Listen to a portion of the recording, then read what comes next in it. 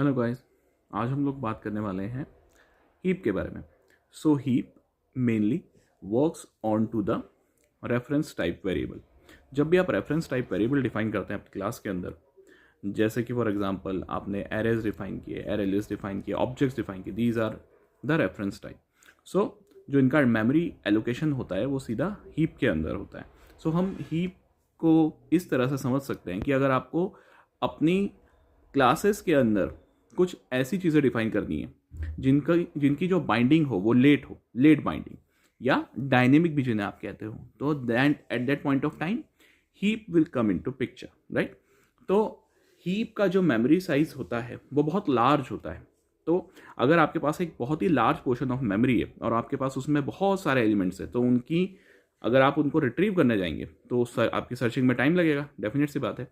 So that's why कि जब भी आप किसी रेफरेंस टाइप वेरिएबल को डिफाइन करते हो तो उनके रेफरेंसेस क्रिएट हो जाते हैं, यानी कि वो कहाँ पे स्टोर हुई हैं, उनके एड्रेस कहाँ पे चले जाते हैं, स्टैक के अंदर। और रियल जो वैल्यू होती है वो किसके अंदर चली जाती है, हीप के अंदर। दैट मीन्स क्योंकि स्टैक का एग्जीक्यूशन टाइम जो होता है वो फास्टर होता है, क्योंकि वो लिमिटेड पोर्शन ऑफ मेमोरी होती है। तो जब भी आपका प्रोग्राम रन होता है तो उसका जो एड्रेस पड़ा हुआ है, जो आपने रेफरेंस टाइप वेरिएबल बनाया है, वो उसका एड्रेस कहाँ पे पड़ा हुआ है, स्टैक के अंदर। तो वो सर्च करता है उसे स्टैक में और रियल वैल्यू रिट्रीव करने चला जाता है हीप के अंदर। So that makes your program execution very easy to manage. तो हीप, जैसा हम कह ही चुके हैं, it works on to the reference type variable and its reference is stored into the stack side.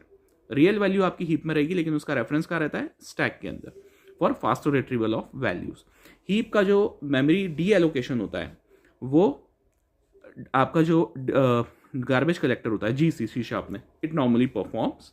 क्योंकि ये बहुत ही लार्ज पोर्शन ऑफ मेमोरी है, तो इसमें जो आप डेटा एक बार डिफाइन कर देते हैं वो बहुत लंबे पीरियड तक आपके पास अवेलेबल रहता है।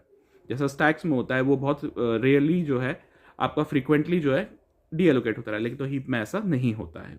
तो this is the main idea behind a heap concept. It is the late binding, dynamic binding, and it is used for retrieval of data that you want कि वो मेमोरी के अंदर बहुत लंबे टाइम तक बने रहे। आगे की वीडियोस के लाइक एंड सब्सक्राइब करते रहिए, फॉलो करते रहिए। Thank you.